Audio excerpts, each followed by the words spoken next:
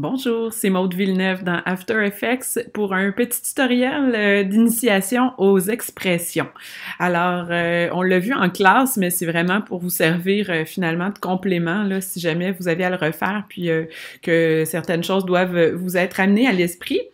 Donc, en gros, les expressions, c'est vraiment du code qu'on peut appliquer qui va finalement générer une animation. Une des plus simples, c'est vraiment celle qu'on a vue de la boucle, donc comment jouer un mouvement en boucle finalement.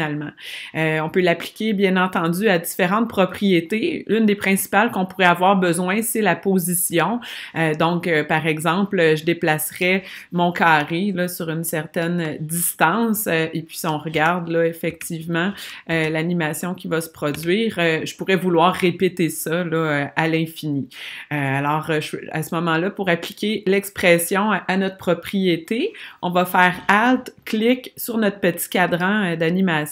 Et puis là, vous allez voir des chiffres en rouge, c'est vraiment signifiant d'une expression quand vous voyez ça dans After Effects. Et comme je vous dis, une des plus simples expressions est, là, attention à la syntaxe, là, un loop out.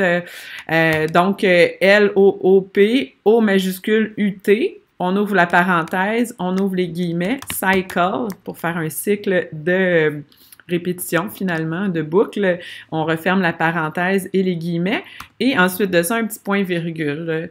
Donc, là, ici, vous voyez les petits picots verts qui se répètent, c'est bon signe. J'ai pas eu de message d'erreur non plus. Alors, ça me confirmerait que mon mouvement va se répéter, comme on peut le voir ici. Donc, vraiment, une des formes d'expression les plus simples.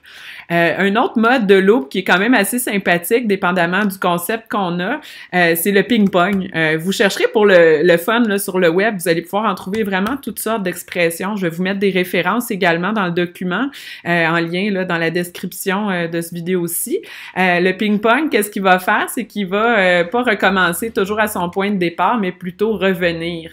Alors, vous me voyez un peu venir, là, si je voulais faire finalement un effet rebond, ça pourrait me servir de base, puis ensuite de ça, c'est sûr qu'il faudrait quand même ajuster un peu plus différentes autres propriétés, différents autres éléments. Alors, le ping-pong, ça reste également une possibilité. Sinon, j'aurais pu le garder en cycle. Là, je fais un commande Z, mais en le ramenant, en copiant mon image clé initiale. Ici, qu'est-ce qu'il ferait? Ben, c'est la même chose, sauf que j'ai une image clé de plus. En gros, les expressions, ça nous permet d'animer sans répéter des images clés à l'infini. Donc, amusez-vous à explorer tout ça et puis à bientôt. Merci.